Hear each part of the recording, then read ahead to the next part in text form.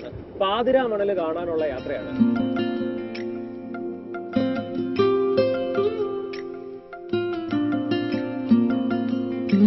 അങ്ങനെ നമ്മൾ പാതിരാമണൽ എത്തി.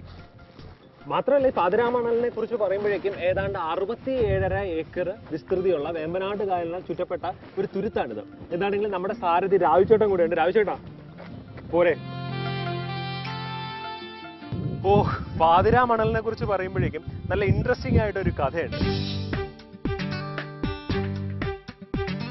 ആഴ്വാഞ്ചേരി മനയിലെ തമ്പ്രാക്കന്മാർ വള്ളത്തിൽ യാത്ര ചെയ്യുമ്പോൾ മൂത്രശങ്കയുണ്ടായെന്നും ജലത്തിൽ മൂത്രവിസർജനം നടത്തുന്നത് ആചാരങ്ങൾക്ക് നിരക്കാത്തതായതുകൊണ്ട് ഒരു പിടി മണ്ണ് കഴുക്കോൽ പൂണിലെടുത്ത് മന്ത്രം ചൊല്ലി കായലിൽ നിക്ഷേപിച്ചുത്രേ. ഈ നിക്ഷേപിച്ച മണ്ണ് കരയായി പൊന്തി വന്നു എന്നാണ് പറഞ്ഞു കേൾക്കുന്നത്. അങ്ങനെയാണത്രേ ഇത് പാതിരാമണൽ എന്ന പേര് കിട്ടിയത്.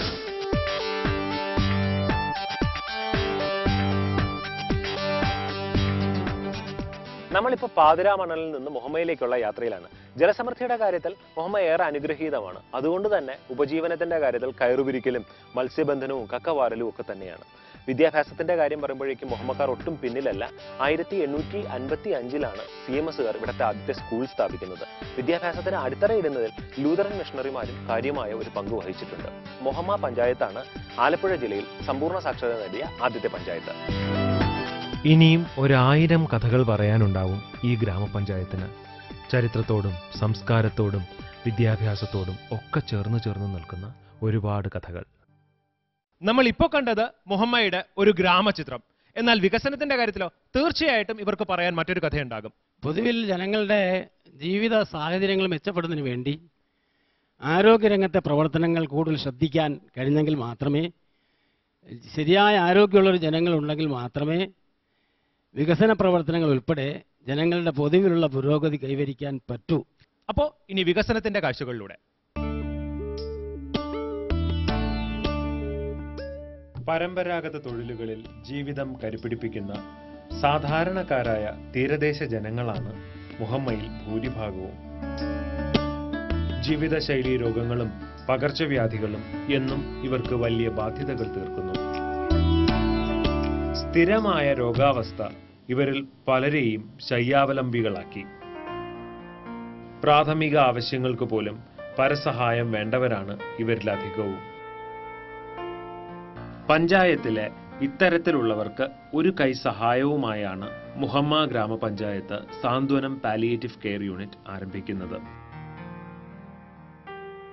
ശയ്യാവലംബികളായ രോഗികൾക്ക് അവരുടെ വീടുകളിലെത്തി പരിചരണം നൽകുന്ന പ്രാദേശിക ജനകീയ കൂട്ടായ്മയാണ് സാന്ത്വനം.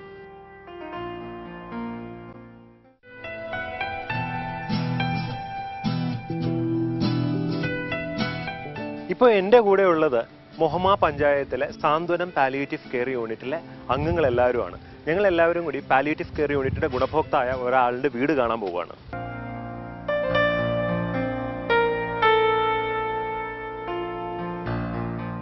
(2007) ഈ സാന്ത്വനം എന്ന് പറയുന്ന പദ്ധതി പഞ്ചായത്ത് ആരംഭിക്കുന്നതെങ്കിലും അതിന് എത്രയോ മുമ്പ് തന്നെ, വർഷങ്ങൾക്ക് മുമ്പ് തന്നെ പഞ്ചായത്ത് അതിനുവേണ്ടിയുള്ള ശ്രമങ്ങൾ തുടങ്ങിയിരുന്നു.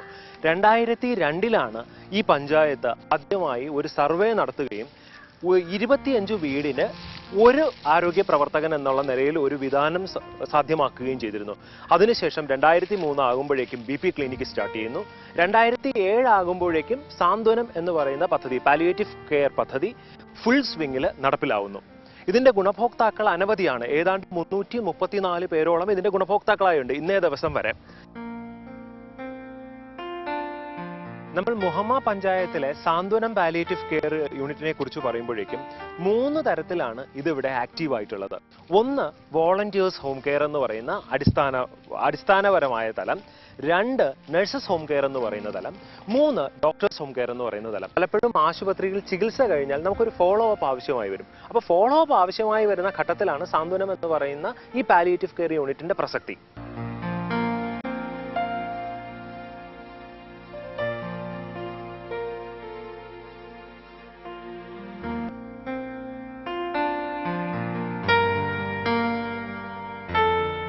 സാന്ത്വനം പാലിയേറ്റീവ് കെയർ പദ്ധതി ഏറ്റെടുത്തു നടത്തുന്ന കേരളത്തിലെ ആദ്യത്തെ തദ്ദേശ സ്വയംഭരണ സ്ഥാപനമാണ് മുഹമ്മ ഗ്രാമപഞ്ചായത്ത്. ഇതിനുള്ള ഫണ്ട് വാർഷിക പദ്ധതിയിൽ ഉൾപ്പെടുത്തിയും പൊതുജനങ്ങളിൽ നിന്ന് സംഭാവന സ്വീകരിച്ചും സാന്ത്വനം എന്ന പദ്ധതി പഞ്ചായത്ത് മുന്നോട്ട് കൊണ്ടുപോകുന്നു.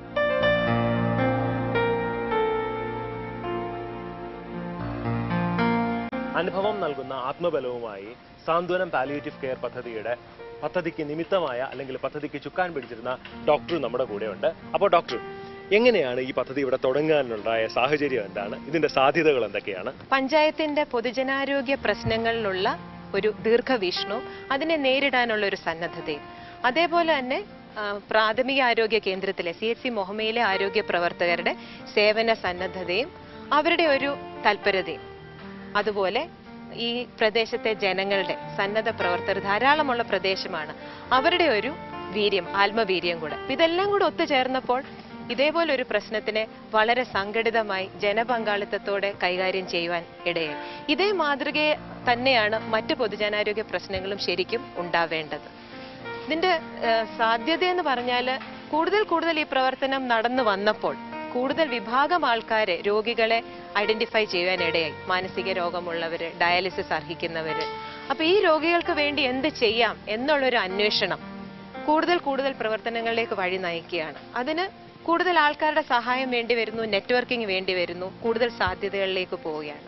പരിമിതി എന്നാൽ ഒരുപക്ഷെ ഈ ആൾക്കാർക്കെല്ലാം വേണ്ട സാമ്പത്തിക സഹായങ്ങൾ അല്ലെങ്കിൽ കൊടുക്കാൻ ഒരുപക്ഷെ സാധിച്ചു എന്ന് വരത്തില്ല. പക്ഷെ കാലക്രമേണ വളരെയധികം ജനപങ്കാളിത്തത്തോടെ ഈ പ്രവർത്തനങ്ങൾ വികസിക്കുമ്പോൾ ഈ പ്രദേശത്തുള്ള കിടപ്പിലായ എല്ലാ രോഗികളുടെയും ആവശ്യങ്ങൾ സമൂഹത്തിന്റെ ഒരു സപ്പോർട്ടോട് തന്നെ പരിഹരിക്കും എന്നുള്ളൊരു വിശ്വാസമാണ് ഓരോരുത്തരെയും നയിക്കുന്നത്. പ്രായഭേദമന്യേ വിദ്യാർത്ഥികൾ മുതൽ വൃദ്ധർ വരെ വോളണ്ടിയർ സേവനമനുഷ്ഠിച്ചോ സംഭാവന നൽകിയോ ഈ പദ്ധതിയിൽ ഭാഗഭാക്കാകുന്നു. ഈ ജനപങ്കാളിത്തമാണ് സാന്ത്വനം പദ്ധതിയുടെ വിജയവും. വീഡിയോ കണ്ടു കഴിഞ്ഞ സ്ഥിതിക്ക് നമുക്ക് നേരെ ജൂറിയിലേക്ക് പോവാം. കണ്ണൻ സർ, ഇത് കണ്ടപ്പോഴും എനിക്ക് തോന്നിയത് മാനുഷ്യ മുഖത്തിന്റെ വേറൊരു പരിച്ഛേദമാണ് ഇവിടെ. വികസനം എന്ന് പറഞ്ഞാൽ വെറും കെട്ടിട നിർമ്മാണം മാത്രമല്ല എന്നുള്ളതാണ്.